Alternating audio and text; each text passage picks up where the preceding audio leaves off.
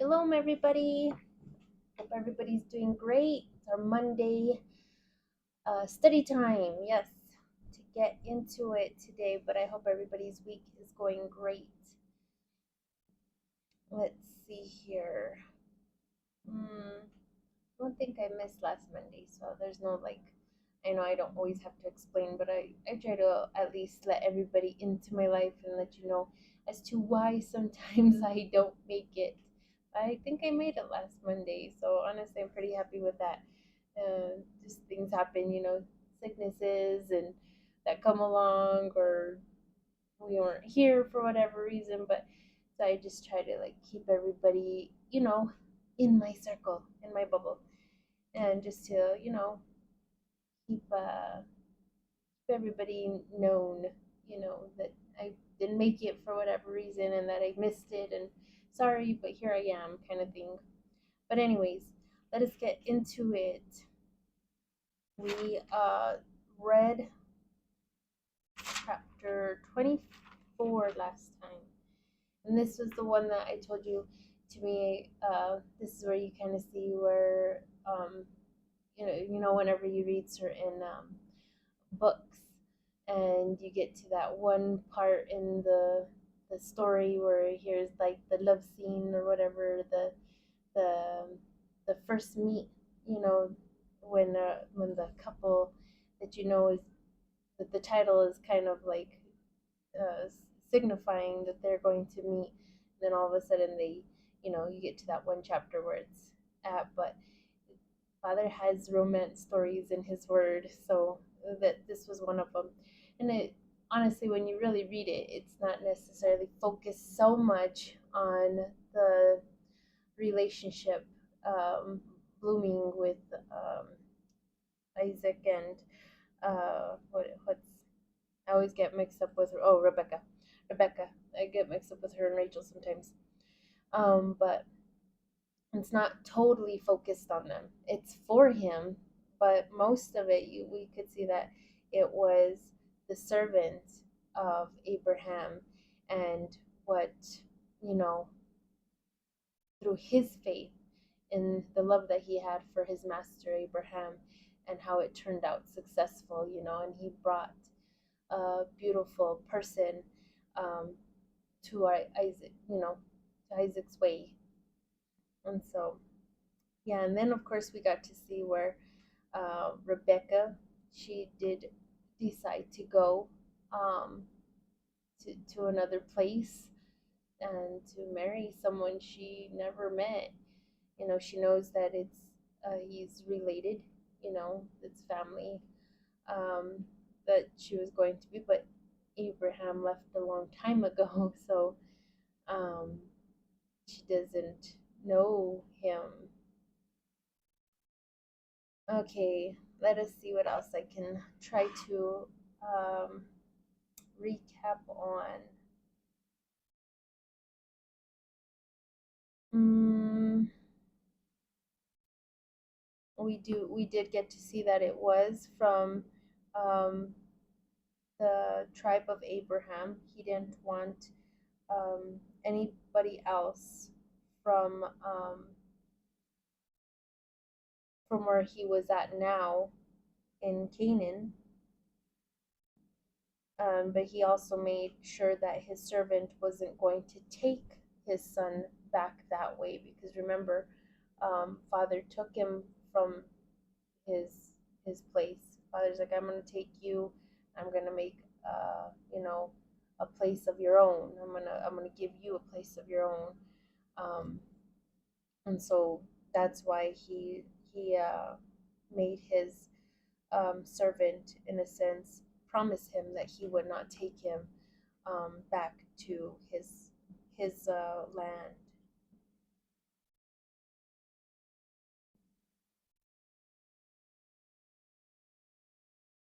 Oh, where he grew up from. Um,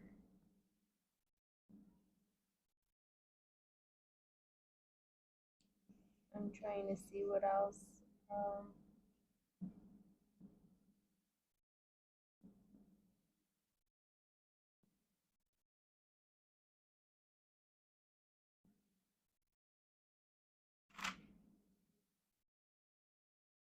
amazing because after I read with you all and then I take time to really meditate on the things that, I got to read, and then things that I was thinking as I shared them with you, I have so much that goes through my mind, like the afterwards, like, oh, I could have shared this, and I could have spoken on that, and it all floods back to me, on certain things that could have been enhanced a bit better. But when I get on camera, I go camera shy. So sorry, sometimes it takes me a while to recall, like, what it was that came to my mind then, to try to reflect upon it, as we go through the recap of it. And so, I know that there was a part last reading when I had told you all that I had wondered why, um, the servant, when he was talking to, Rebecca's dad, um, oh, here we go, and brother, that he said in verse 49, if then you are showing mercy and righteousness to my Lord, tell me so I can turn to the right or to the left. Answering Laban and Bethuel, said, this ordinance came forth from the Lord. Therefore, we will not be able to oppose you bad for good. And so I kept thinking, like, what was that about? Like I shared with you the last time, or more or less, what, looking on him being a servant, what a servant possibly gets prepared for, um, just from depictions. I've never, um, been, you know, around any type of, like, um, those of a servant to someone, of high authority. I mean, of course, we have what we know today, like service work, when it comes down to having a job, and then, talking to your boss, and you can still see it in that light, but from like ancient times, what that would have kind of looked like. So you have like movies to like reflect from that depict it, whether it's like fictional or even some that are documentary, type of films that show what a servant kind of did for a king, or a person that of authority. And so I was thinking from that kind of a mindset, what a servant might have been in, preps for, with this, like turning to the right or to the left, and of course trying to look at the New Testament side of, like, confirmation, or even like even within the prophets confirmation, because Father's word speaks volumes of every direction you can pull from to try to help gain his understanding. And that's more or less where I was coming from and talking about that, looking at certain parts where, why would he say to me, tell me now, so I look to the right or to the left. And of course I spoke on Messiah, where he ended up saying that if, someone, hits you on your left side or right side, one of the two, then he says to give them the opposite of that direction. And then, then of course, as I was still thinking on that, when I got done talking with you, I thought of the other parts where it spoke on, um, you know, don't look straight. I think there's some in the prophets where Father's like wanting you to stay straight on the right path, and not to look to the right or to the left,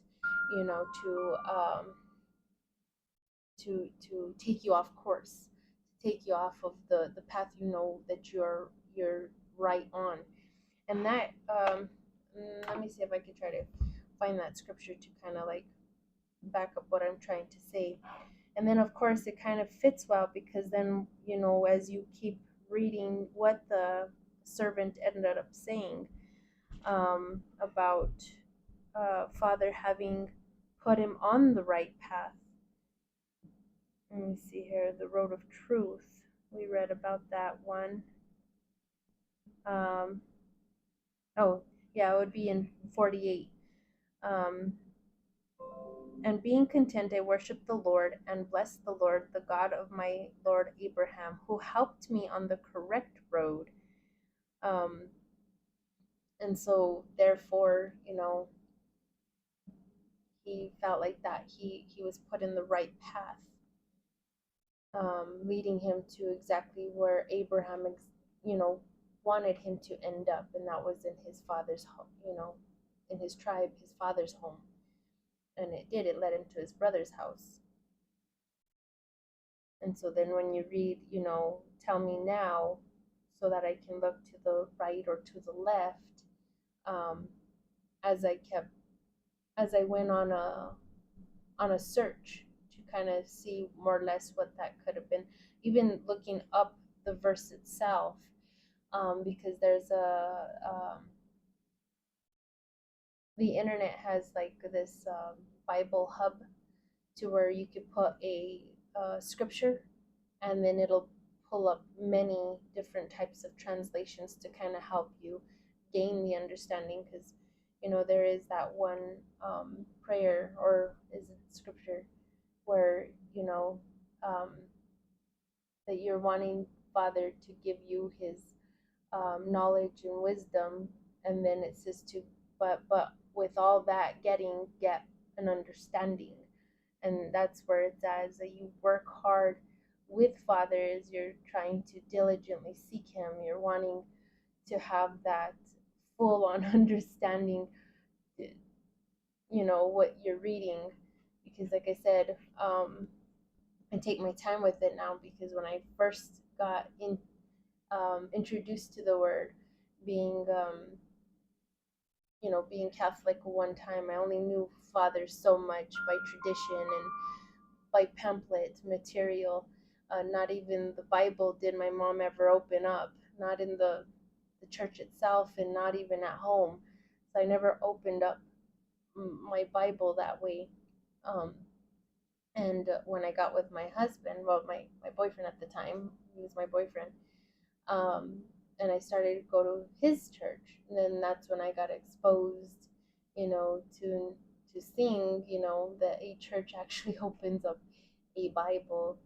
And that's where my hunger started. That was where my excitement with Father began. And I took my Bible home. I got blessed with from brothers' Bible from the denomination I was at that time. Again, transitioning from Catholic to Apostolic, and then I went home, and that's when I started my own little journey of reading who God really was, not just knowing Jesus, the little infant Jesus that I knew him as a Catholic, and seeing him in the arms of Mary, but also reading about him as an adult. But like I said, back then I was on fire, and I was just taught denominational traditions all over again. It wasn't no different from the Catholic faith. And then when you read on more of kind of how things are, what that Father talks about, with where these churches kind of are all similar, being like a mother, and then the rest branching out from her.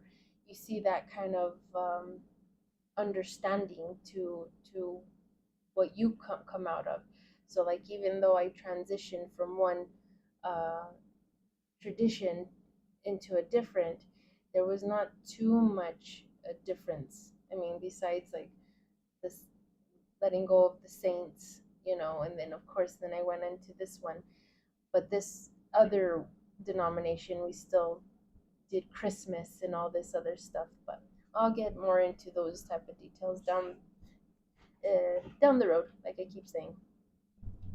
But anyways, with my passion back then, I defended what I knew. And that's why I'm so happy that Father is long suffering with all of us where we're at, even not fully understanding his word completely. You know, you have, I didn't even know too much about the tools, even though I was blessed even with study Bibles. I didn't put my Bible to full, how do you say it? Full um, use. I didn't put it to full use, is more or less how to say. Like I didn't look into all the areas in the back, the definitions and this and that. I didn't. I just I had a Bible given by someone and I was happy, but I just read what was there and just took it how it was and spoke up for Father as I saw fit, not knowing that I had a lot of material in the back that could have helped, make me much more understood, um, in the sense of making Father, you know, spoken of properly. um, I had it the whole time and I didn't, I still just was used what I if you have a study Bible, use everything that your Bible has to offer. And there, yes, use them. And like I said, that passion and what I know now, embarrassingly, you do speak up in ignorance still. And somewhat like if you're kind of like, in small senses prideful. I had that bit of a pride, haughty, wanting to speak up right away. I was, like, you need to be saved, and what you're doing is not right. But yet I too was blind to that. I didn't know. And so, yeah, there are a lot of things out there that can help you to gain that full understanding. So, um, gain Father's knowledge, gain his wisdom, but with all of it, gain that full understanding. So this way, when you're sharing in the truth of it, and in compassion now. Now I'm more like, okay, where is this person at? Um, because I probably was there before, or how much do they really, know of it, that type sort of thing. Okay,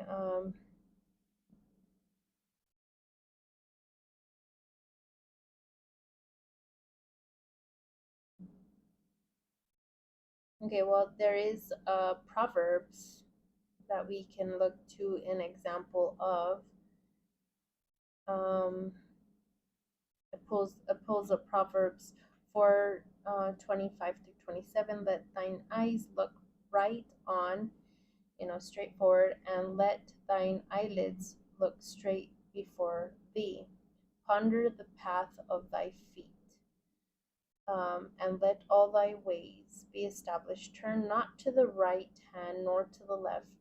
Remove thy foot from evil. Okay, so when you're on that path of truth, when you're on that path where Father, you already know He's leading you there, um, don't think to turn in a different direction that you know He wouldn't have you do. So keep your foot straight, keep it going. So in this case, when I looked up the scripture right there, I went to Bible Hub, and I'll give you all the other versions that I read. It's here 49.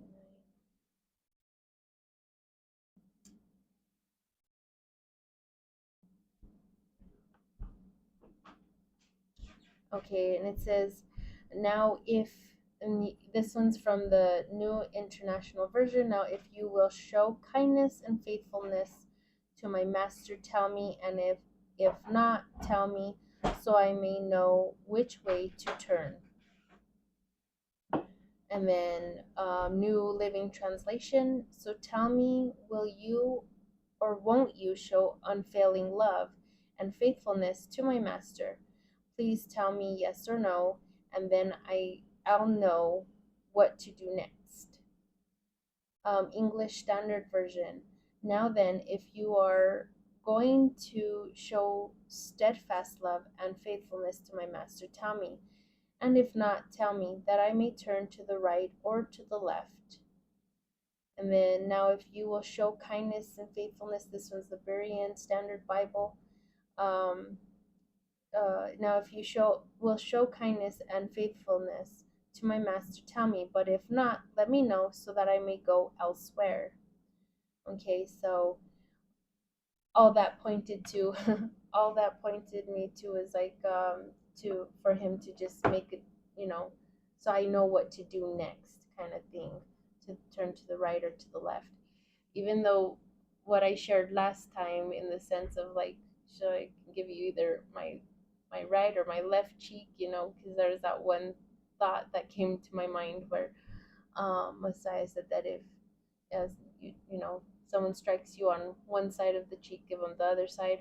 So I thought, well, thinking like he's a servant, was he preparing for something worse, something to come of it? Like, were they not going to believe his word? Him saying like, I come, from Abraham, your descendant, your family member who sent me to you, and this is what took place. Now he's telling them of what he put in faith with Father and God making this come through. So was he preparing like for them to strike him, in a sense, like, because they don't believe his word?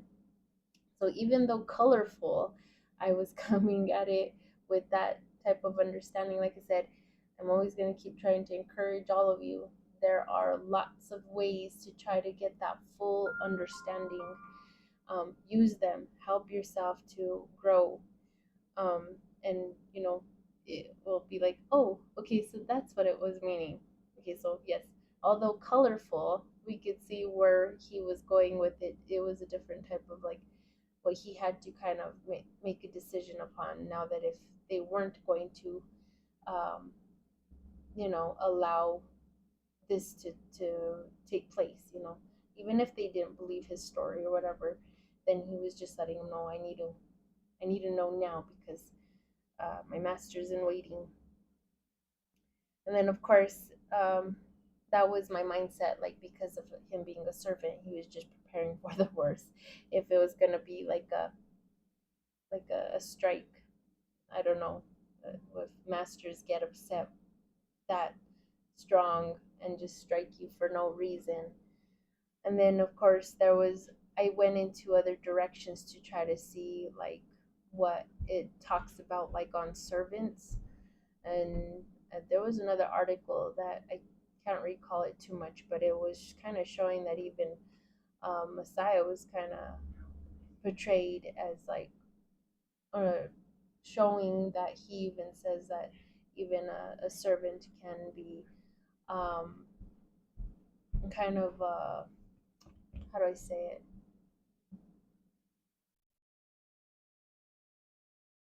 If he doesn't do something pleasing, I guess, if he's not well pleasing, um, then that can actually cause like an abrupt kind of um, reaction from the master. But I think that was with describing like Messiah was just trying to let us know how we should really reverence the master's heart on things. Well, it's not about what we want to give to the master, but by obedience. Um, I can't recall it too much, but even on, if you did something by obedience to it, um, and they still wanted to strike you or something like that. Yeah, I better just drop that because I can't recall it too much. I would have to go over there and look it up and then describe what I read.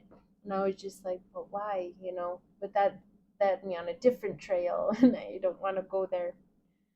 But going back on 50 with verse 50 on 24, we could see that Laban and Bethuel did ended up saying to him, um, we will not be able to oppose you, bad for good.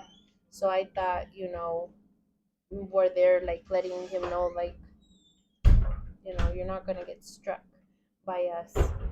Um, in a sense, going back to the way I had once thought it. Um, but we could see now more or less what that was about, and him just wanting to know so he knows the next thing to do.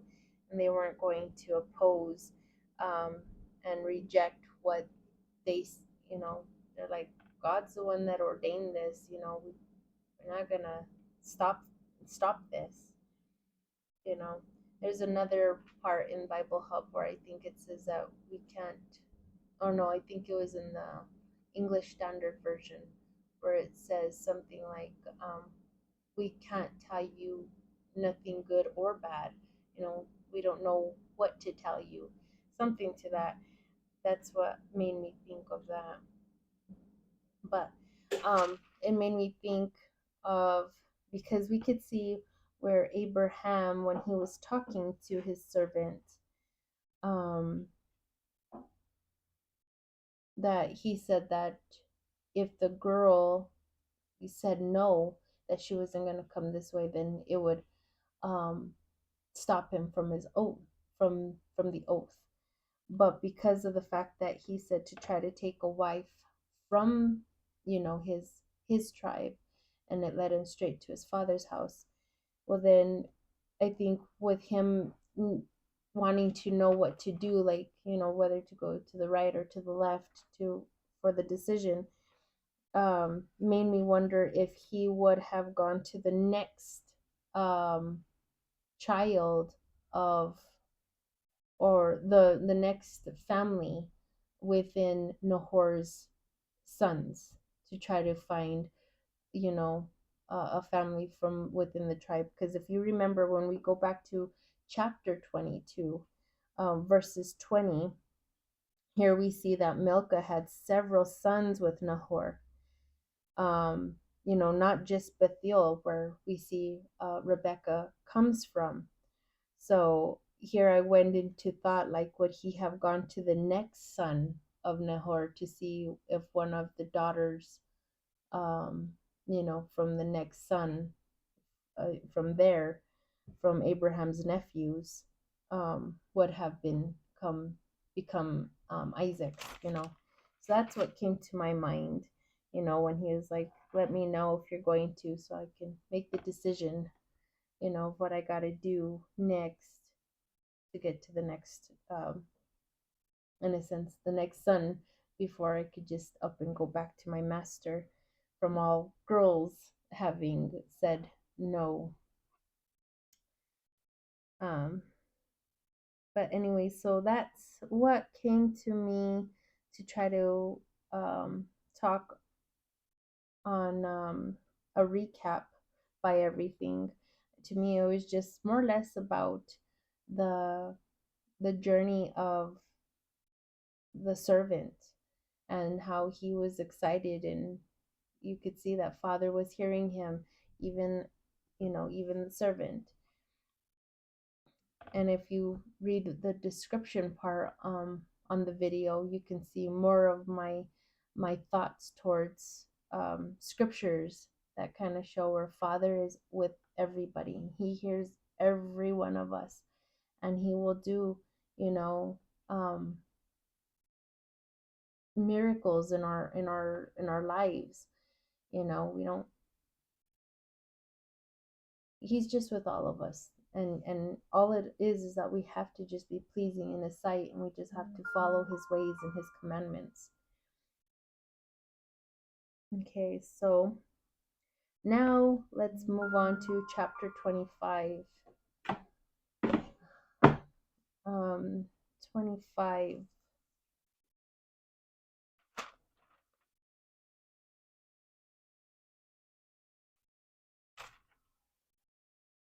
Okay. Oh, and we did get to see, that she did go. Sorry, just a little bit extra. We did get to see where Rebecca did go, and she met with Isaac, and then we got to see where, they got together. It's something short, so it's not like a real big love story, We just see that she did come to being his wife, and I kind of feel like I said, I feel it's come somewhat like a short little condensed kind of like summary, you know, that in the last verses, just like um that she went, they got together, and they lived happily ever after. But we missed like everything, all sorts of details, because I think it more or less reflected on the servant. Okay.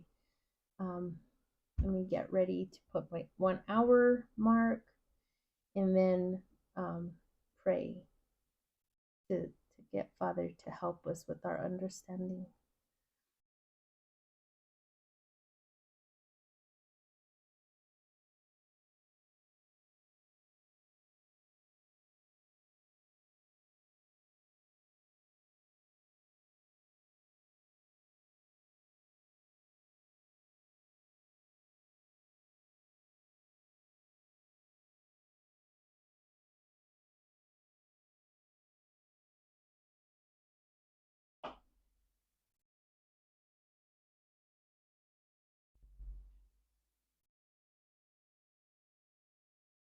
Yeah.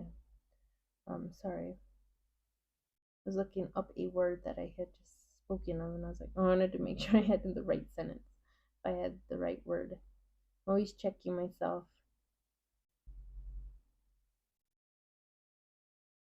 Give the 1 hour.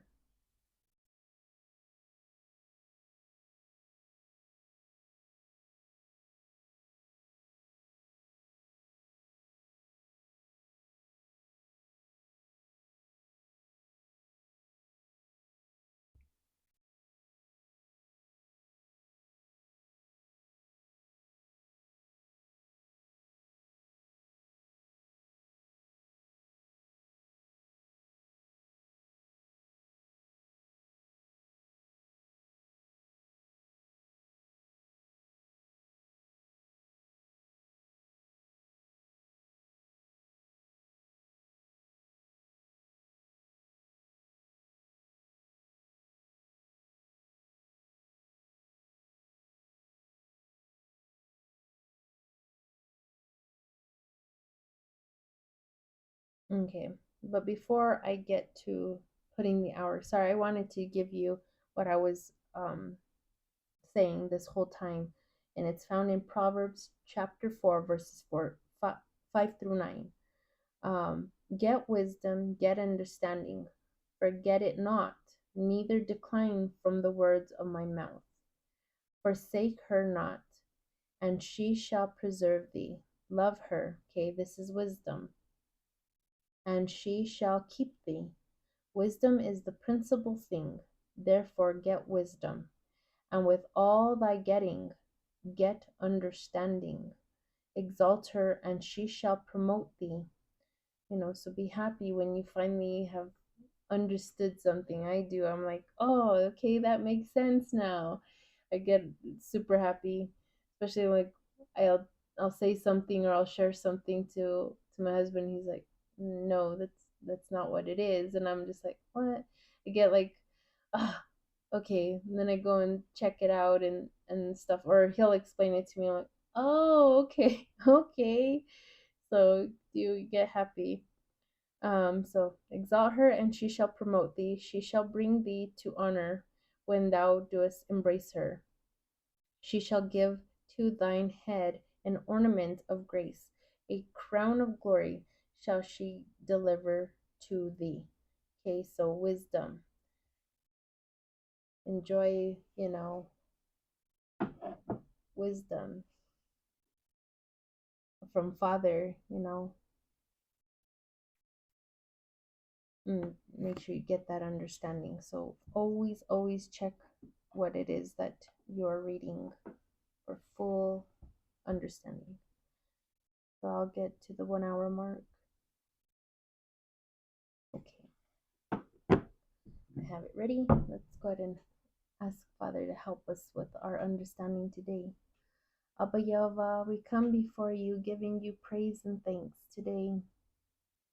You, Abba, are holy. You are wonderful, mighty, long suffering, giving.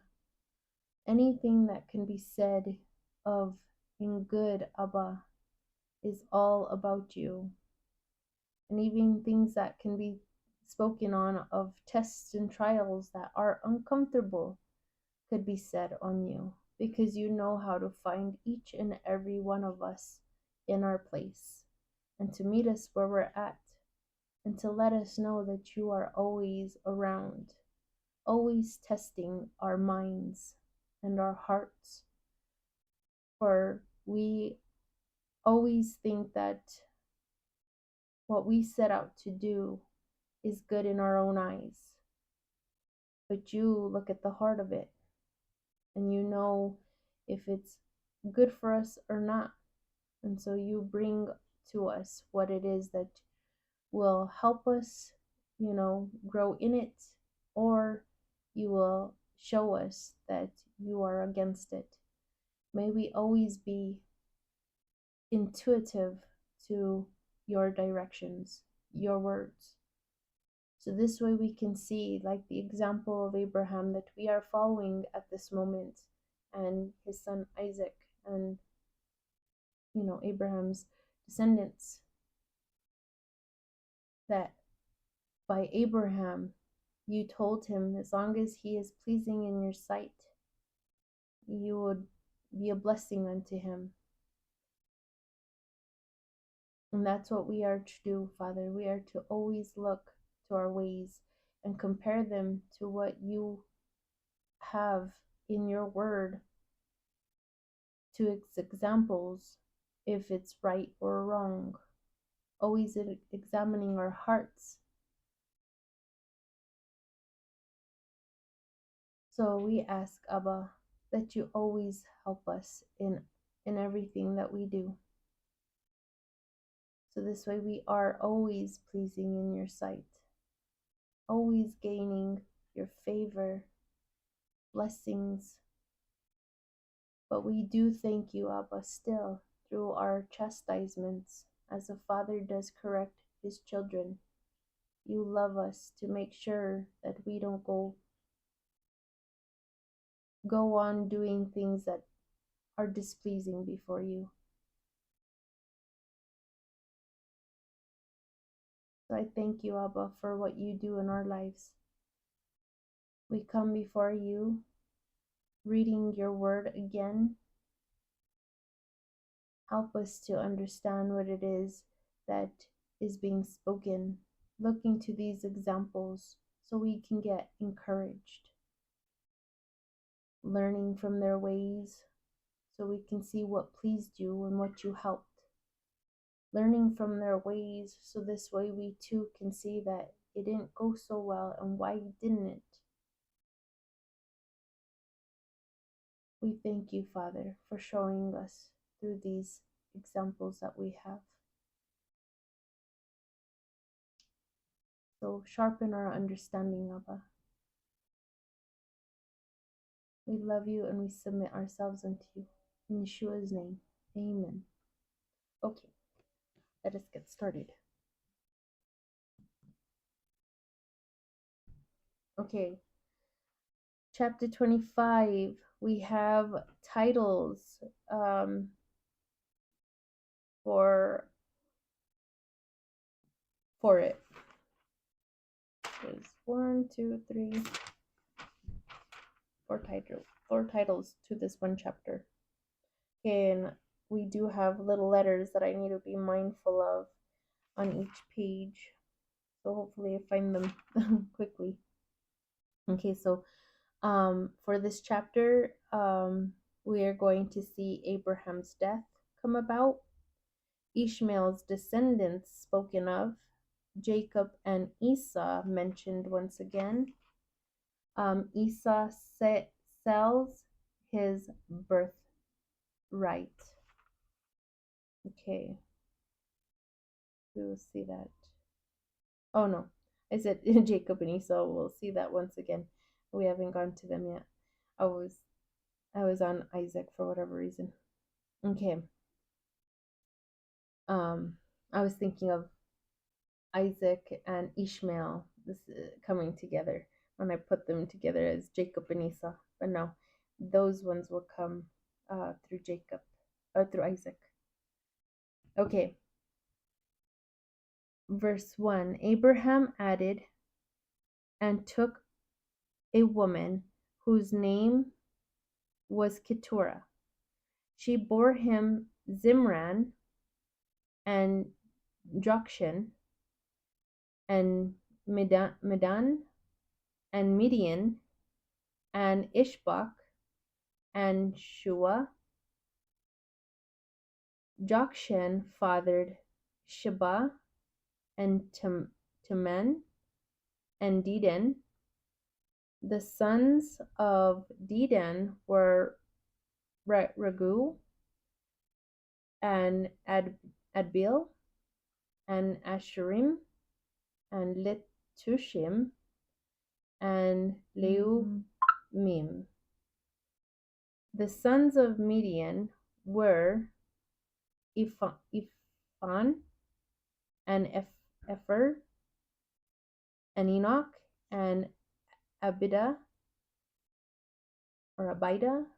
and Theragama. These all were the sons of Keturah. Abraham gave all his possessions to Isaac his son, and Abraham gave gifts to the sons of his concubines, and he sent them away from Isaac his son while he was still living toward the east in the land of the east.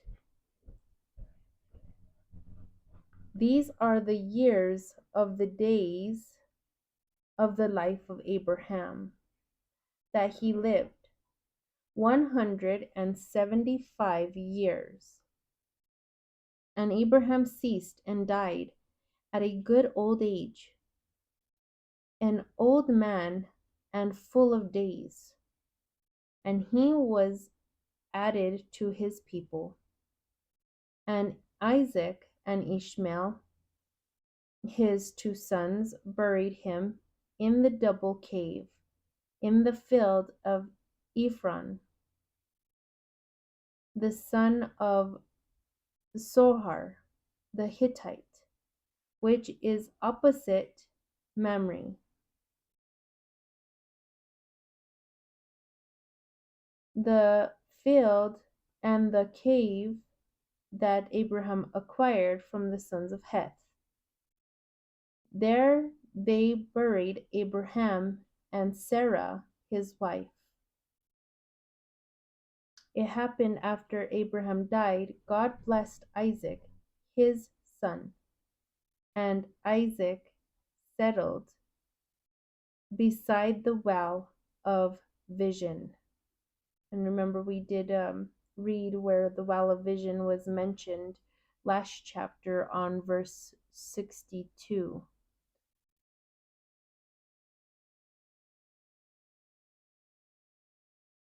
Okay, so right here we can see that Abraham married again. Well, right here it doesn't show as if he married, it just says took a woman, and it could be that she's just a concubine because it's saying that by verse 5. This is how I could see it because this is only one version. Of course, this is the Septuagint version, where I've read, I think before, where it says that he took her for a wife, Keturah. Right here, it just seems like he just took her for a woman as like a concubine. But here by verse 5, we see Abraham gave all his possessions to Isaac his son, and Abraham gave gifts to the sons of his concubines. I don't know how many concubines he had, and he sent them away from Isaac his son. So depending on how many children besides this what we're reading here by mention of Keturah, maybe there was many more concubines that had more children, but you could see from where Sarah first told him that Hagar had to go, and Ishmael, he's kind of kept to that same kind of what father told him, Sarah's right, and focused with Isaac only, and then, send Ishmael. So it seems like he did that with all of them, where he sent them away from Isaac. Okay, so the sons of, I'm going back to verse 4. The sons of Midian um were Ipha and Epher, and Enoch and Abida and Thergama.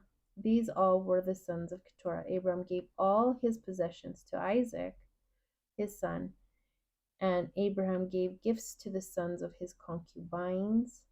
Okay, so gifts. And he sent them away from Isaac, his son, while he was still living. Okay, so that's all I take from that anyways. So we do see that how many more in count of the numbers that Father spoke to Abraham, that his descendants were going to be just like the number count of stars started to happen. Here were more children being added to Abraham through these women. Okay, but the possessions, and the promise still stayed with Isaac. Okay, and then here we see where Isaac and Ishmael, they did come together.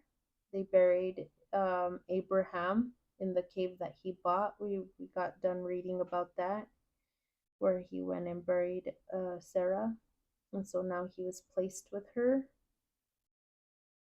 And that's more or less about it that it's coming to me anyways on what I'm reading there. Okay, verse 12. Ishmael's descendants. That's what the title is for this little portion, or this little section. These are the genealogies of Ishmael, the son of Abraham, whom Hagar, the maid of Sarah, bore to Abraham.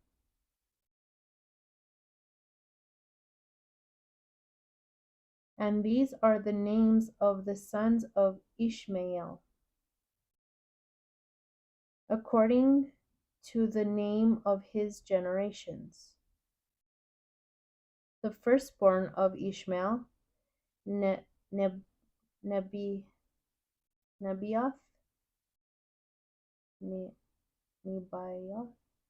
and Kedor, and Adbil, and Mibsam, and Mishma,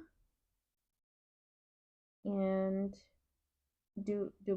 Duma, and Massa, and Hadad, and Teman, and Jetur, and Naphish, and Kedema. These are the sons of Ishmael, and these are their names in their tents and in their villages. 12 rulers according to their nations.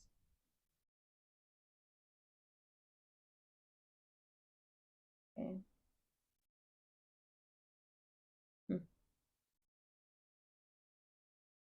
According to their nations. And these are the years of the life of Ishmael, 137 years. And ceasing, he died and was added to his family. He lived from Havilah up to Shur, which is facing Egypt. Okay, and here we have the first little letter A. I found it. It's by the word facing. and that could be taken as opposite the face of. Okay, so which was opposite the face of Egypt. That's how you could read it. Until he came to the Assyrians, he lived facing all his brothers. Okay, so we see that he lived in Havilah up to Shur. And of course, you can check all this on a map, which is facing uh, opposite the face of Egypt, until he came to the Assyrians. He lived facing all his brothers, which we did read where Father did talk about he would be living opposition and in opposition to his brothers. Um, but to try to find that, I'd have to go way back. Let's go forward. But we did read that. Let's see here. The next one, verse 19, is where it says Jacob and Esau. And these are the generations of Isaac, the son of Abraham. Abraham fathered Isaac. Isaac was 40 years old when he took Rebekah, the daughter of Bethuel, the Aramean of Mesopotamia, the sister of Laban, the Aramean, for himself as a wife. Isaac asked Jehovah about Rebekah, his wife, because she was barren. God heard him, and Rebekah, his wife, God heard him, and Rebekah, his wife, conceived. And there, the little letter B is next to conceived, and that just can be read as received in her belly. And Rebekah received in her belly. Okay. And the children were leaping within her, and she said, if it is going to be this way for me, why is this happening to me? She went to inquire from the Lord. And Jehovah said to her, so I'm taking it like with her statement, if it is going to be this way for me, why is this happening to me? In the sense that she saw she got blessed, finally having conceived, because I guess for a time she hadn't been able to. And that's why Isaac went into prayers for her. And here you're overjoyed, you finally got blessed with not just one baby but two, and now you're wondering, like, I have this blessing within me, why am I in so much pain? Like, why am I going through this?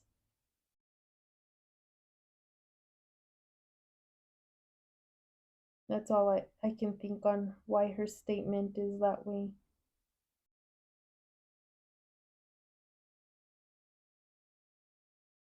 Because it says the children were leaping within her. Now she's like wondering why. But because she's also a first time mommy, or she just got pregnant, maybe these are her first type of questions, like, oh man, I've never known this could feel this way. So now she's asking these questions, why am I feeling so much movement after your first one? You don't tend to wonder what's that feeling you're feeling in there. But anyway, so she still goes and asks. So I'm thinking maybe she is going through some kind of pain, maybe. For her having thought upon the leaping so much. I'm thinking she was going through pain as to why she wanted to ask Father, like, I'm being blessed with these babies. Why am I hurting? Maybe it's possible. I don't know. Okay. And Jehovah said to her, 2 nations are in your belly, and 2 peoples from your belly will be separated, and a people will be better than a people, and the greater will serve the younger. And the days, okay, so those were father's words to her, to Rebekah.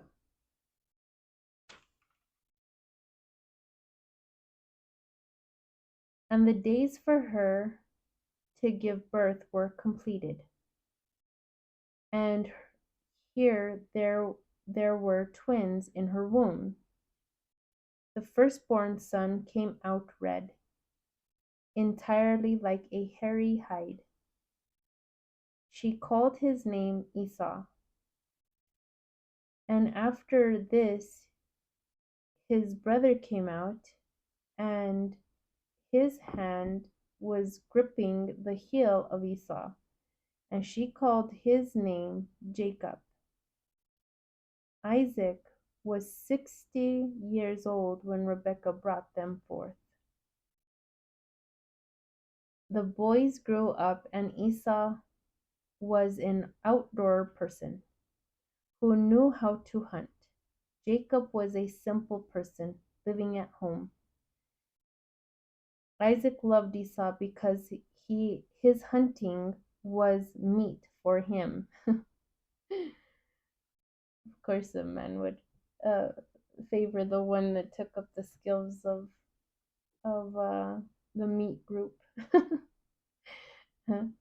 Rebekah loved Jacob. And that's where we can see where favoritism presents can present itself, you know, kind of concept there. Not that you don't love all your children, but sometimes you can fall into that, like there's one that you favor above the rest due to whatever, you know, and that can pose problems. But we're not there yet in that type of thought to talk on. Let's see here, verse 29. The title for that one says Esau sells his birthright. Okay, Jacob boiled stew, and Esau came from the field empty-handed. Okay, so we can see that, you know, Jacob's a cook, even though Esau is the skilled hunter, we see that the chef is the Jacob. Okay, so Jacob boiled stew, and Esau came from the field empty-handed. And Esau said to Jacob, "Give me a taste from this red stew, because I am empty-handed." Oh, I forgot the little letters. There's only 2 little letters. I already found the B, but where was the A? So I could just hit on point. Okay, on verse 24, backing up a little here, as we read, twins in her womb, and here there were twins in her womb. That little letter A is her stomach. Womb means stomach. And then, and I understand that that could be, where, you know, something like, well, yeah, common sense kind of thing, or it should be known. But remember, I'm also reading in the mindset that maybe little ones could be listening in, not just us adults, and they might not know these words yet. Okay, so yeah, so it's stomach. And then the little letter B is by the word handed, because I am empty handed, by Esau's statement here. And it says, fainting. So because I am fainting, he's telling him, give me a taste from this red stew because I am fainting. Okay, so not everything is what it always seems to be saying, empty handed. You would think, of course, nothing in my hands, but it also can be seen as I am, fainting. And usually, when you are hungry, of course, you feel like you're weak. You're hungry, you're that hungry. Okay, because of this, his name was called Edom.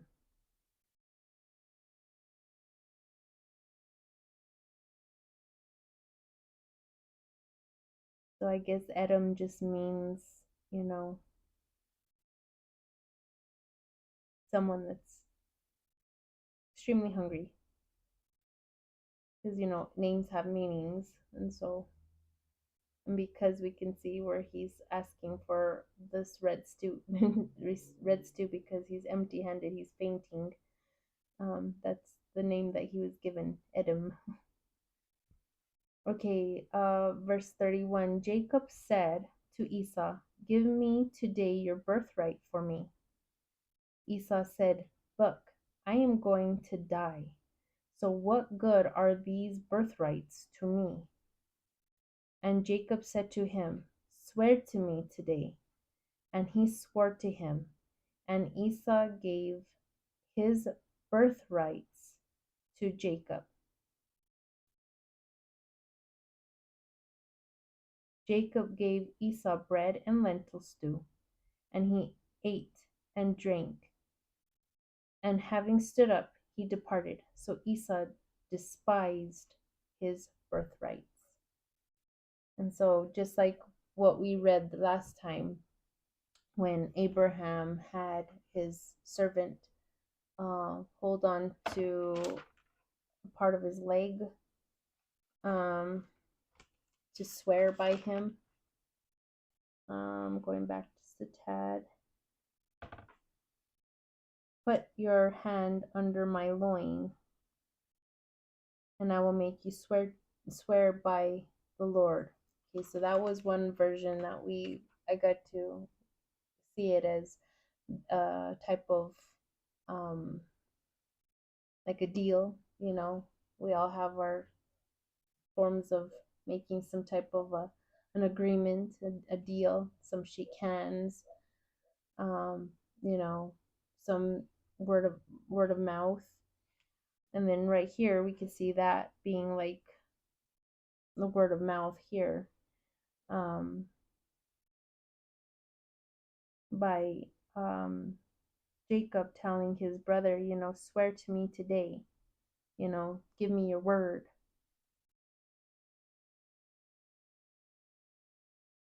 Or we say, I swear, or I promise.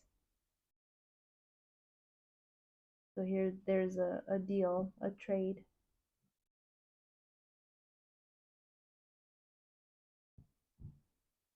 And we can see where Esau he didn't care. There was no care that he could just give up his birthright, not knowing what birthrights entail. Okay, and that takes care of chapter 25. But before I keep on going within chapter 26, because I still have around 30 more minutes left, 34. Let's see what we can talk on to keep us well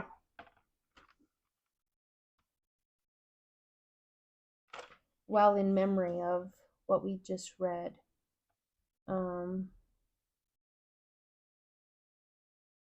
We got to see, that prayer, and belief and living right in Father's presence, he hears you. And so we can see here that Rebekah, she wasn't able to conceive, or why would there have been a call out to Father for help in it? And Father did. He opened up her she was barren, we can see.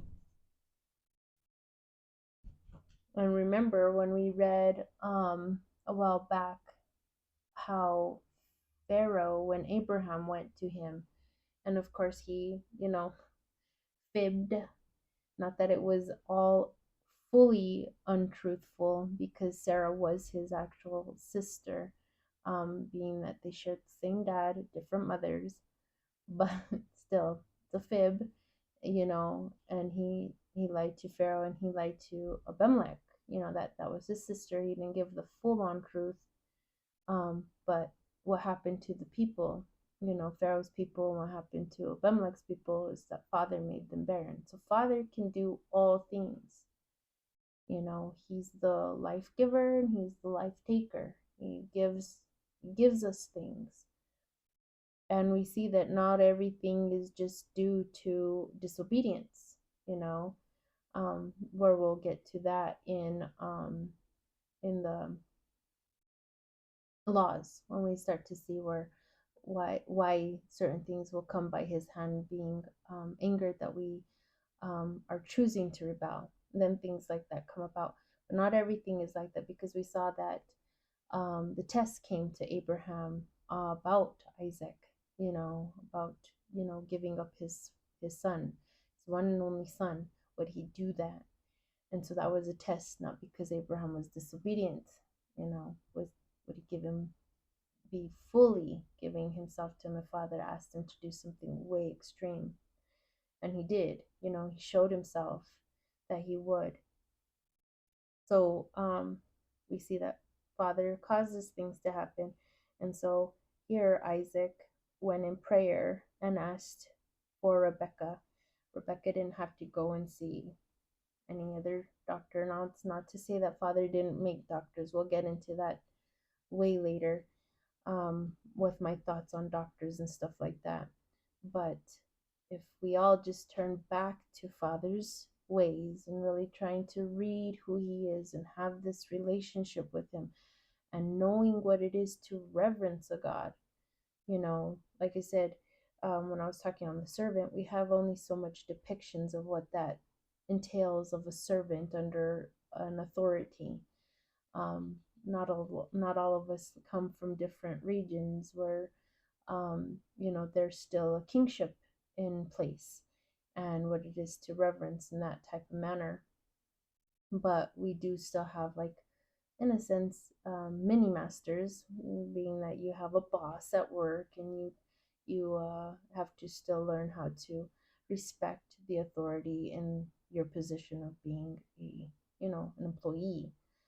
But as far as like king wise, so we have to come to that when we finally read, when someone finally gets into seeing what it is to have a God, not something by a statue. But even then, those that even had statues, um, kind of put to shame those that want to claim and say they have God. And he's not for statues, and I'm not promoting that whatsoever. I'm not condoning it. I'm saying that we see where people did so many things according to what they've made up of stories of what these gods would want, and they gave it wholeheartedly. But us, when we come to Father, not knowing that he is supposed to be read about, learned about, what pleases our God, and we don't do it. Now we're on the, mercies of everybody else that we think have lots of abilities, just because they have certain credentials or titles, or they went to schools for this and that, and we're giving a place to someone for our necessities.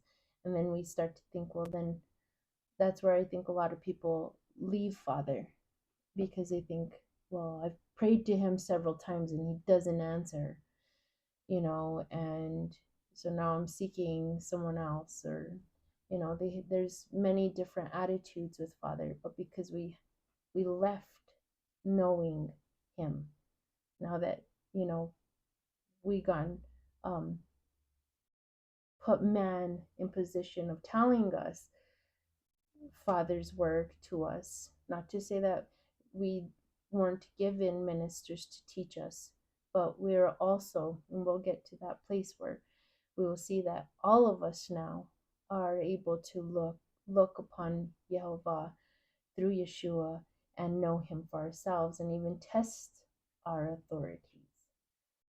So there's just so much that we have fallen away to why we can see certain miracles happening to our our ancestors. All these are our ancestors from long ago, and how they were able to still hear him, and how they were still able to ask for certain things, and things were given to them because they were pleasing in his sight. We have fallen so far from thinking that he's not supposed to be, heard because of whatever we've been told, with the twisting of words through pulpits, that Messiah done away with his dad's words. But like I even showed you a while back with even Abraham, even seeing Messiah, I even feel it was Messiah way ahead of time. And then, of course, when he talks to the Pharisees and them, he says that even Abraham got to see me. And they're like, not even ancient, you're young. How could he have seen you? You weren't even living way back then. But he was always existent, I feel. And they walked amongst us. We saw where they come down the, just recapping everything we've read from way back when, already since the beginning of chapter Genesis, where Father um, came to see what man was doing in building this one tower, the Tower of Babel. So we know that they walk among us. So yeah, we have gone so far from seeing things that we wished that are these so? Are they true? Can it be so?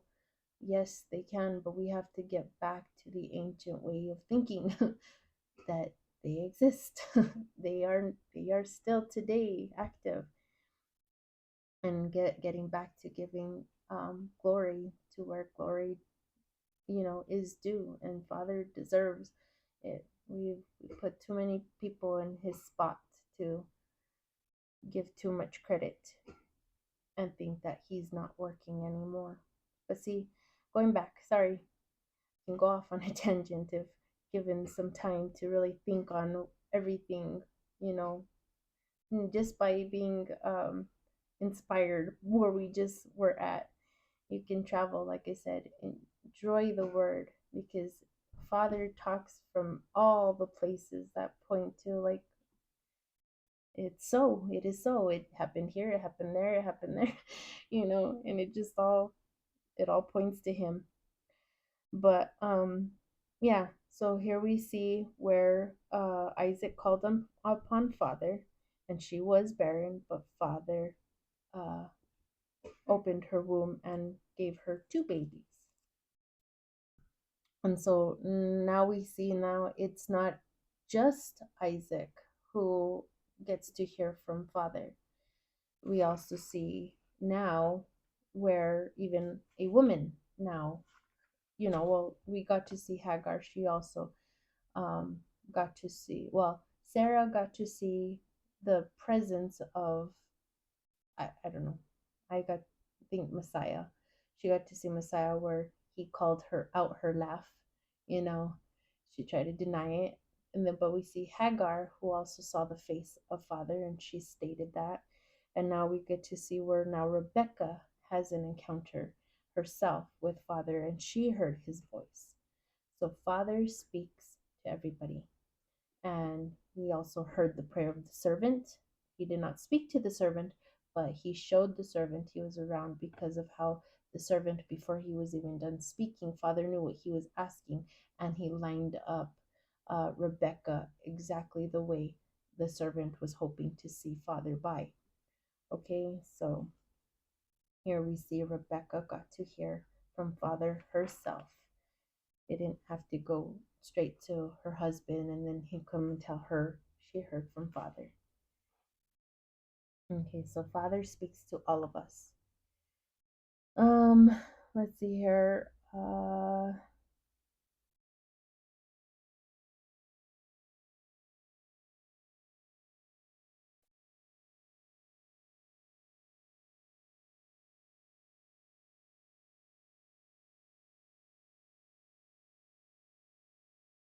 And I'm just thinking on Father's words to her, letting her know about these two nations that were going to come from her and they were going to end up being separated. And it's really sad because you never really think that you're that there would be a split in your family. You would think that you'd always be together, but it happens. And we're going to see that even in the New Testament, where even Messiah even warns that happens. But the reunion between them is a beautiful sight. I gotta say, before we even get there, when we see the reunion between Ishmael and Jacob, um, is a beautiful thing. But he gave her warning that this was going to happen. They were going to be a separate people from one another, and then who is going to serve who. Okay, and then lastly, before I carry on, to talk on this one chapter is just that, um, well, I guess two, is I already mentioned it, where you can see where Isaac favored Esau and Rebekah, she loved Jacob. So you do see where there's where the division even started to come about, um,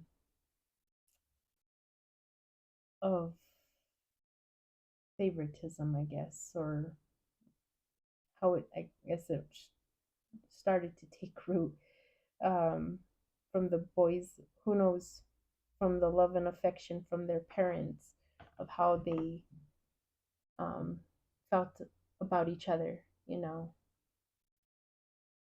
makes me think on like my own siblings, if there was ever any type of, not necessarily rivalry because we're all separate in age, like distance um between each other age wise. So we really didn't have to worry about who was getting attention the most, being so close in age. We each got, um, attention, um, while being, of different age, much age difference.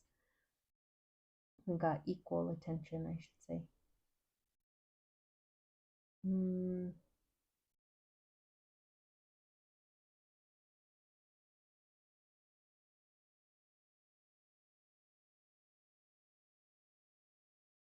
hmm. Yeah, sorry. This was on a thought and wondering if I should share it or not, but I'll just stick to what's here.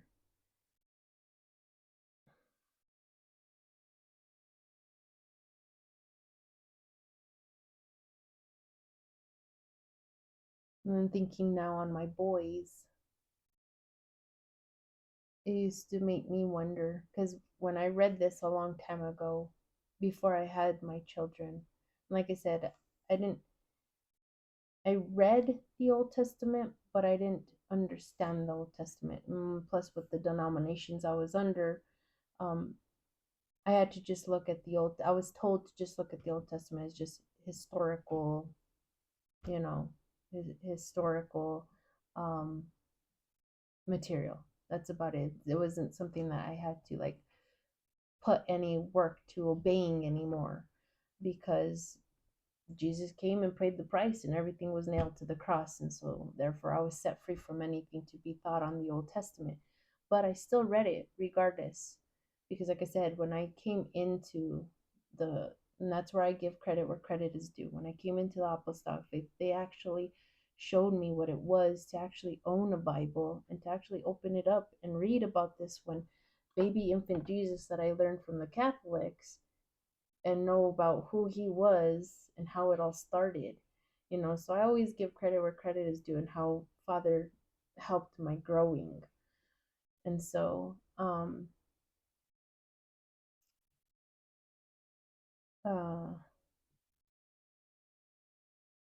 I'm trying to I just lost my train of thought there.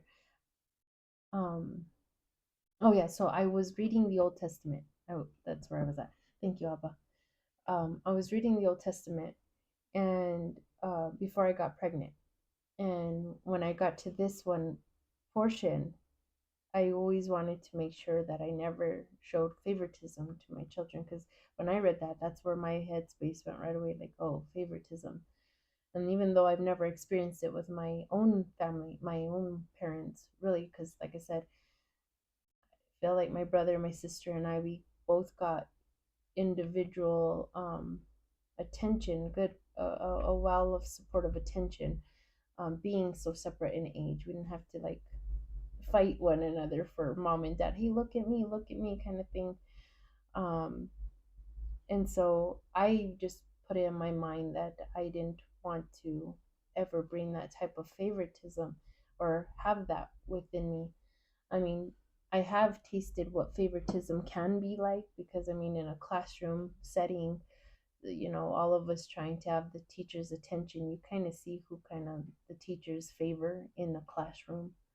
And then being in a sport, I remember one coach, one of my years, uh, freshman year, I had awesome coaches, and then I think by my junior or my sophomore or my junior year, I can't recall, when my coach ended up changing. The two that I had previous, they left, and then we had a new coach, and you could see who her favorites were, and I was not one of them. I missed my old coaches, and so I do know what that it feels like, but not that I had it within my siblings. But when I came to this spot, I didn't want my children, if I had them close in age or whatever, to ever feel that way. But what's funny is that I hope not. I think maybe that's one of those questions I could ask my sons, if they ever felt like my husband and I ever favored any of them. Don't get me wrong, I feel like it was in the opposite, that me and my husband used to wonder, which one of us was their favorite, you know, because sometimes you kind of see who they gravitate towards. So it's not us kind of showing favoritism to them, picking between them at all, but them kind of who wants to be with who the most, in a sense. And then little comments that they would say, or that they would do, made me wonder, like, did they ever feel that was like, there was favoritism going on? But I don't know, sometimes I just wonder if they just did it to they would ask questions to kind of be like within themselves, like, ha, kind of thing within themselves. Because my middle child, he's the one that does it the most. He'll always ask me and my husband, um, and it's usually between him and his brother. He doesn't usually bring in his sister with it, but he'll say, Mom and Dad, out of me and Louis, which one is the smartest? Or which one is the strongest? So he'll have these questions. My oldest doesn't care. He's never been one to, he's not a competitor. He doesn't care. He's always been just to himself. But my middle one, I don't know what always gets him to ask these questions. But when I would always see him ask these questions, I always say, like, why? Why does he ask these questions? Have we ever really shown, favoritism between him and his brother? I used to ask these questions in my mind. I would hear him, of course, I would hear him, but I used to just wonder, like, why would he start that? But then he was more like playful. It was, to me, I feel it was more like a taunting thing with him and his brother, where he would be like, "Ah, okay, you see," and mom and dad say that I have this and you have that, and I don't know. There was always this comparison thing, but I pray that they never felt like there was favoritism. But yeah, that's just to share on my thoughts when I had read on Isaac and Esau's story at one point. And yeah, when my son used to ask those questions, in my mind I'm like, you're not gonna put me and your dad to put you and your brother at against each other. I would look to his little, like, I used to wonder, is a little scheming there? Is he trying to plot something? Is he trying to, like, who's better than who? And I would be like, I love you all equally. That's all I'd always have. And even then, when they would start including their sister in the, like, which one out of us three, I say, I love all of you equally. You all have your strengths in your own ways. But yeah, that's just to share on the extras with that. And then, um, yeah, we get to where we see where Esau doesn't take his birthright um, serious. He doesn't. The oldest usually inherits everything, and takes care of, what was dad's. Usually everything goes down to the oldest. And he didn't care about it. And I think Jacob knew that weakness. There are many times when I looked on my boys, and sometimes I feel like they have similar attributes to them, the similar things. But Jacob knew what would get his brother to cave, I guess, in giving up his birthright. Hmm. Okay, so let's carry on. 11 minutes. It won't get us that far, or maybe it will. Who knows? But yeah, that's all I can share in that will help me um, remember certain things in this chapter. So this way, whenever uh, we get far into the word, it'll remind me, like, hey, that kind of reflects from when we read at such and such place. Okay. Not verse. Well, verse 1. Verse 1, chapter 26. Okay.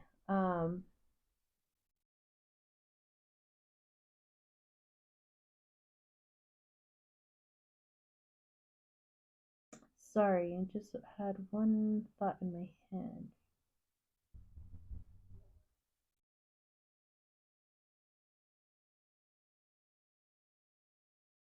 It's funny. I've read, I don't know, maybe a different version. I would have to go and check it. But it seems like Esau's the only one that it describes him being a hairy baby. Because here we don't see where it talks about Jacob being the smooth.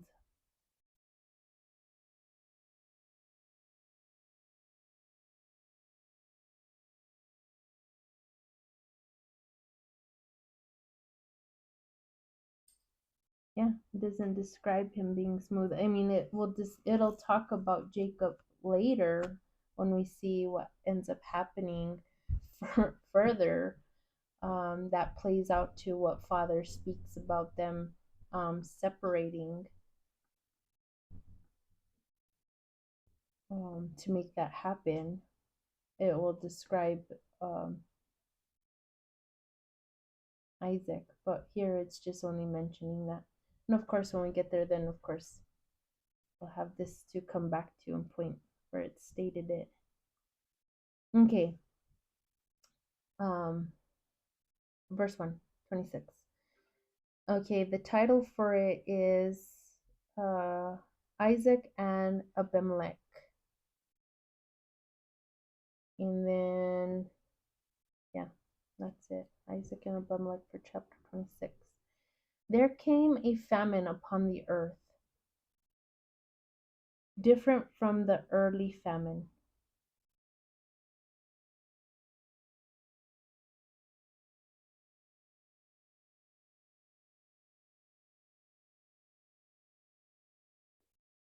Sorry, different from the earlier famine that happened in the time of Abraham. Isaac went to Abimelech.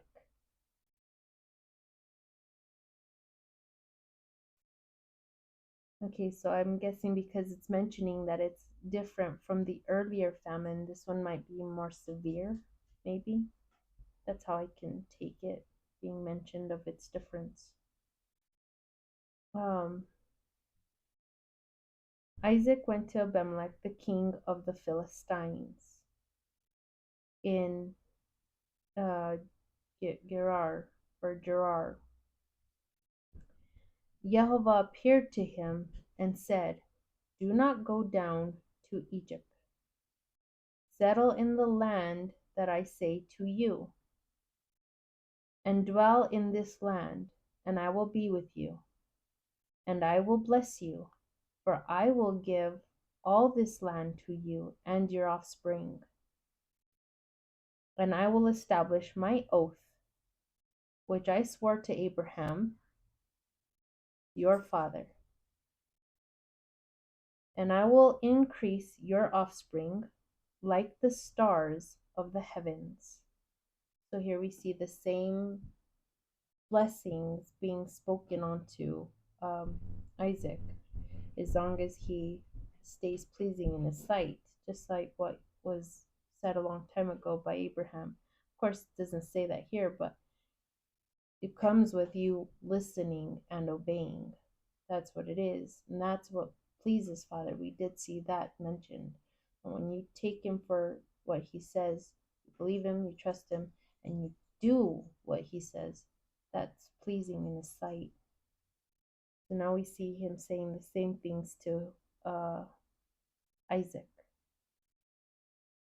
Okay, and I will increase your offspring like the stars of the heavens, and I will give your offspring all this land, and all the nations of the earth will be blessed by your offspring, because Abraham your father obeyed my voice and kept my ordinances and my commands and my decrees and my rules.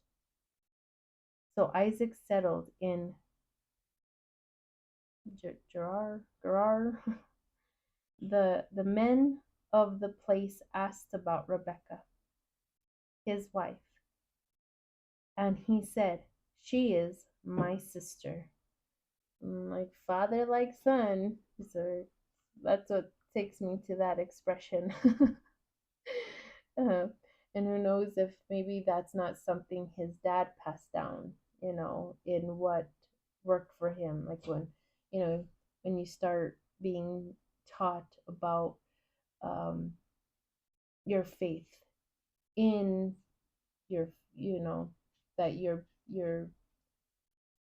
you've been born into, in a sense. So Abraham now telling Isaac how he has come to know the God of gods, the how how he how this one God spoke to him, and where he come from, a place of idolatry, and now telling his son, he took me away from all these things that had no breath in them. They were all man made, and all these stories made up to them. But this one God spoke to me, delivered me out, and now you're telling your child all these things that you did with the one true living God.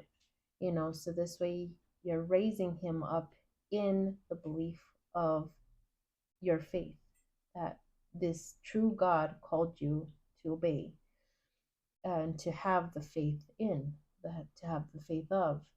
So now he's passing it down to Isaac, and probably having gone to the part where he's like, and then I came to this one king Abimelech in, same story kind of thing, and then describing to him. But I knew that, you know, he would want my wife, and this is what I told him.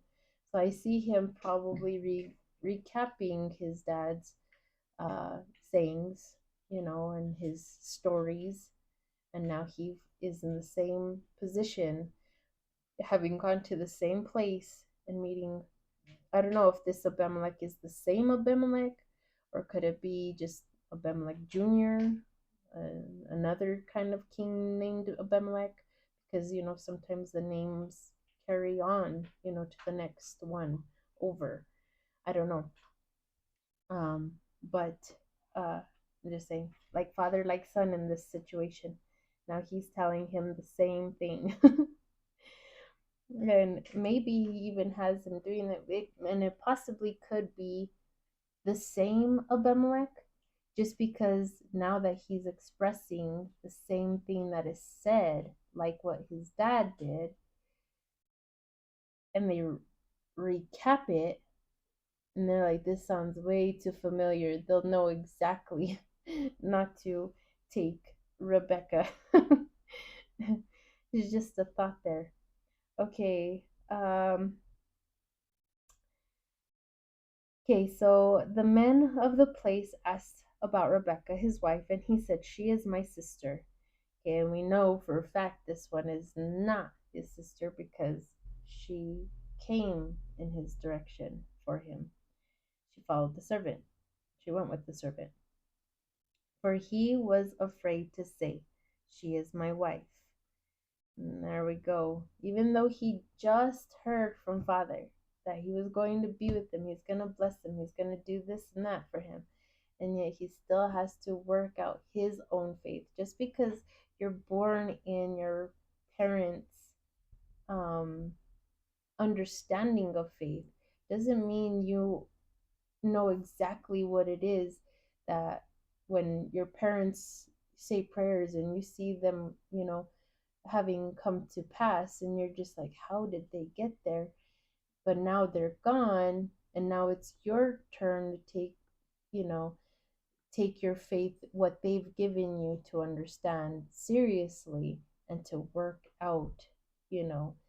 So now he's in that position of working out. It took, we remember when we got to read about Abraham and his first journey of this, I mentioned the same thing. He just came out of, you know, Mesopotamia, or this one place of having these traditions and having to now trust in this one God that called him out, and having to learn how to listen to him and to put faith in him, that when he goes to these people, not to think that right away, oh, these people want to kill me, you know, and having to try to save his own life and trying to say something in a lie, rather than just speaking truth and letting Father show him, I am there, I am with you, and nothing's going to happen.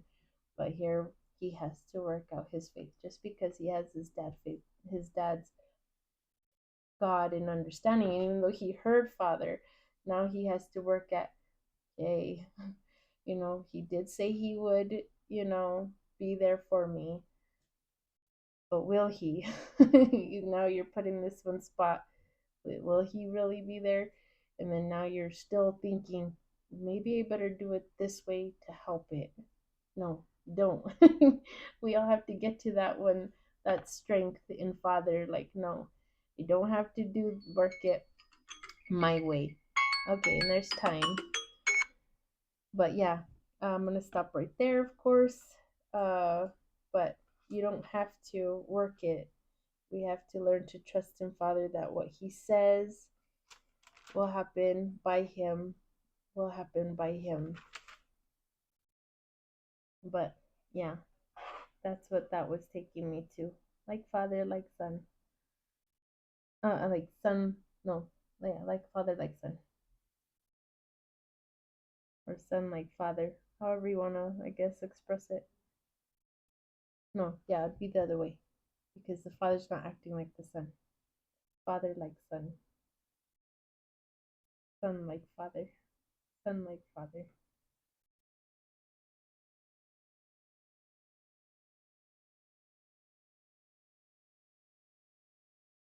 now it's his turn to practice that faith, to know that his, and I mean, I don't know why he wouldn't. I don't know why he wouldn't, because he did already see that he prayed for his wife to, you know, be pregnant, to become pregnant, and it happened. But I guess because he's going to a different, king in a different area, then now maybe a different fear factor. You're now no longer in your comfort zones of your place. So what you knew Father would do for you there, you're in you're in your own element, your comfort zone. Now you're being taken out, and now you're really gonna have to work that faith. You know, I don't know. That's just my thought. Maybe that's why. But anyways, that takes care of our reading. We did get all through chapter 25, and we did read into chapter 26 just a tad bit, but we will get back to reading at the start of chapters 26 next time around again, just so that way it just helps us to carry on with what we were starting off to begin with. But anyways, I hope this was insightful and thought provoking, gets you to think about, like what we just shared, um, that Father hears our prayers, that stick with knowing that that's exactly what it is. We have to get back to knowing that He does live today. He is existent. Messiah did not come to do away with things, so that way we can start seeing these miracles that we read about, that they can still happen today, and they do. And I can't wait to share certain things down, more, as I keep on sharing what I've come to see, my own little, miracles, little things that Father has shown me to, increase my faith in Him. They happen. I'm letting you know they happen. And then, of course, Father doesn't just speak to men, sisters out there, ladies. He listens to us all. And we, like I said, I shared each one on how they all saw or heard from Him. And then, of course, to see more or less when we read about, Sarah favoring Jacob, and Isaac, being, favoring Jacob, Esau. You know, does that did that make you feel like that's kind of something that's, could be seen that way, or that's how you kind of see it that way? And then you reflect on your own type of your upbringing. Did you ever feel like that with your, family members? Do you feel like you have that kind of going with your children? Now, these are just thoughts when you read, gets you to really like to look to these as like our examples, and to help us, and to see, you know, see why certain behaviors come about. And then that's about it. Um, and then of course those that, uh, are older, if I'm talking to anybody that's the oldest, you know, remember to always take care of what it is that Father has given you, or your out of your parents. You have great responsibilities as an older person, because if not, it can be given to another person. Your parents might not think you suitable if you're not taking it really, serious. So there's so much that we learn from reading, and knowing that the Old Testament is not done away with. So, anyways, that takes care of the reading. I just pray that you all were blessed as much as I was. You all take care this week. Enjoy your guys' Sabbath, that it's coming on its way. I pray you guys are doing, having a fun time with Father in your restful day that is given to us to be with Him, to sing to Him, to worship Him, because that's a day that you have your free time with Him. So I pray you're touched and comforted by him. And I will see you guys all next Monday. Let's go ahead and thank Father Yahweh, we come before you giving you thanks and lots of praise upon your name and ways, Abba. You are amazing. We could see your hand in everything. We can see you through all the places that we are reading from each chapter to chapter, how you worked with, you know, those that um, you called out. You worked with them. You shown them that you were with them, and then those that were connected to those chosen ones also got to see you even speaking to them. We got the servant to look at. We got, even Hagar who got an encounter. Now we even see Rebekah even got to hear from you. So it's just beautiful to see you in all these places, Abba, always showing us that you are with all of us, hearing us and guiding us. May we always be understanding of that. So this way we get better and at our faith in you, that it's getting stronger in you, knowing these things. And so what I look today and what I glean from all of this for today is just that, Abba, is that you're speaking to us all. So I thank you for what I got to read and how I'm seeing you now, and that my prayers are heard. And as long as I stay pleasing in your sight, then it will go well for me, because you are my Father.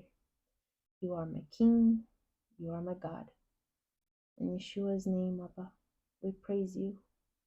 We worship you, only you, and we submit ourselves unto you, always and forever. In Yeshua's name, amen. All right, family, you have a blessed week, and I shall see you guys again soon. Love y'all.